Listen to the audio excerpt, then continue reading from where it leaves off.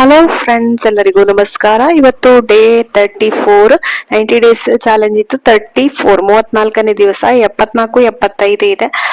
ನಿನ್ನೆ 75 35 ನೋಡಿದ್ರ, ಇವತ್ತು 74 75 ಇದೆ. ವೆಯ್ಟ್ ಒಂದ್ ಸ್ವಲ್ಪ ಕಮ್ಮಿ ಆಗಿದೆ. ಹಾಗೆ ಆಗುತ್ತೆ, ಯಾಕೆಂದ್ರೆ ಏನು ತಿನ್ನದೇ ಇದ್ರೆ ವೆಯ್ಟ್ ಕಡಿಮೆ ಆಗೇ ಆಗುತ್ತೆ.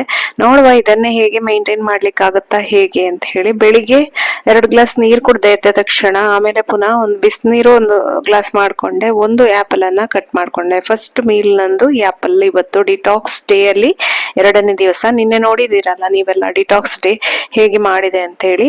ಸ್ವಲ್ಪ ಸುಸ್ತೆಲ್ಲ ಆಗ್ತದೆ ಈ ಡಿಟಾಕ್ಸ್ ಡೇ ಫಸ್ಟ್ ಮಾಡುವಾಗ, ಯಾಕೆಂದ್ರೆ ನಾವು ಕಾರ್ಬೋಹೈಡ್ರೇಟ್ ಏನು ತಿನ್ನೋದಿಲ್ಲ ಅಲ್ಲ, ಬರೀ ಫ್ರೂಟ್ಸ್ ಜ್ಯೂಸು ಆತರ ಕುಡಿಯೋದು.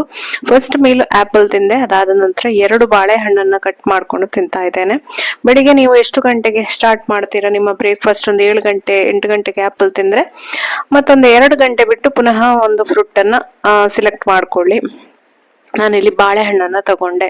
ಒಂದು 11-11:30 ಬಾಳೆಹಣ್ಣು ತಗೊಂಡ್ರೆ, ಆಮೇಲೆ ಮಧ್ಯಾಹ್ನಕ್ಕಾಗುವಾಗ ಊಟಕ್ಕಾಗುವಾಗ ನಾನು ವಾಟರ್ ಮೆಲನ್ ಅನ್ನ ಕಟ್ ಮಾಡ್ಕೊಂಡೆ. ಬೇಕಾದ್ರೆ ನೀವು ವಾಟರ್ ಮೆಲನ್ ಅನ್ನೇ 2 ಸಲ ತಕೊಳ್ಬಹುದು. ನೆಕ್ಸ್ಟ್ ನಾನಿಲ್ಲಿ ಬೇರೆ ಬೇರೆ ಫ್ರೂಟ್ ಅನ್ನ ಸೆಲೆಕ್ಟ್ ಮಾಡ್ಕೊಂಡಿದ್ದೇನೆ ತಿನ್ಲಿಕ್ಕೆ.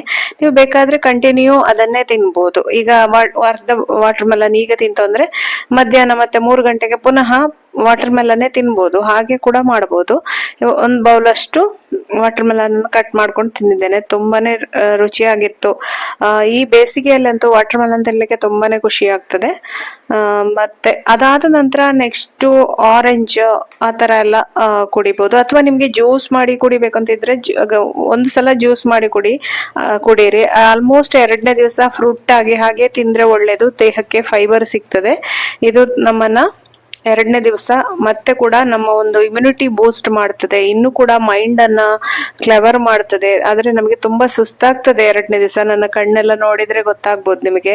1 ದಿವಸ ಏನೆಲ್ಲ ಜ್ಯೂಸೇ ಕುಡ್ದದ್ದು, ಕಾರ್ಬೋಹೈಡ್ರೇಟ್ ಇಲ್ವೇ ಇಲ್ಲ. ಮುಖ ಒಂಥರ ಸುಸ್ತಾದಂಗ ಅನಿಸ್ತಾ ಇರ್ತದೆ.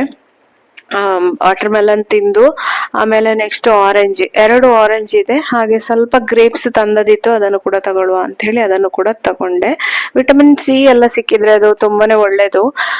ನಮ್ಮ ಒಂದು ಮೆಟಬಾಲಿಸಮ್ ಕೂಡ ಇನ್ಕ್ರೀಸ್ ಆಗ್ತದೆ. ಅದಾದ ನಂತರ ನೆಕ್ಸ್ಟ್ ಮೀಲ್ ಬಂದು ಪೈನಾಪಲ್. ನೀವು ಬೇಕಾದ್ರೆ ಜ್ಯೂಸ್ ಮಾಡ್ಕೊಂಡಾದ್ರೂ ಕುಡೀರಿ, ಪೈನಾಪಲ್ ಪರವಾಗಿಲ್ಲ. ನಂಗೆ ಜ್ಯೂಸಿಗಿಂತ ಈ ತರನೇ ತಿನ್ನುವ ಅಂತ ಆಯ್ತು. ಸೊ ಬೇಕಾದ್ರೆ ಸ್ವಲ್ಪ ಉಪ್ಪು ಮೆಣಸಿನ ಹುಡಿ ಹಾಕೊಂಡು ಬೇಕಾದ್ರೂ ತಿನ್ಬೋದು. ತುಂಬಾ ರುಚಿಯಾಗಿರ್ತದೆ. ಒಂದು 3-4 ಗಂಟೆ ಅಷ್ಟೊತ್ತಿಗೆ ನಾನು ಪೈನಾಪಲ್ ತಗೊಂಡೆ. ಆಮೇಲೆ ಇದಾದ ನಂತರ ನನ್ನ ಕೊನೆಯ ಮೀಲು ಪಪ್ಪಾಯ ಒಂದು 8 ಗಂಟೆ ಅಷ್ಟೊತ್ತಿಗೆ ಪಪ್ಪಾಯ ತಿಂದೆ. ಮತ್ತೆ ಪ್ರತಿ ಒಂದು ಹಣ್ಣು ತಿನ್ನುವಾಗಲೂ ನೀವು 2 ಗ್ಲಾಸ್ ನೀರು ಕುಡೀರಿ ಜೊತೆಗೆ.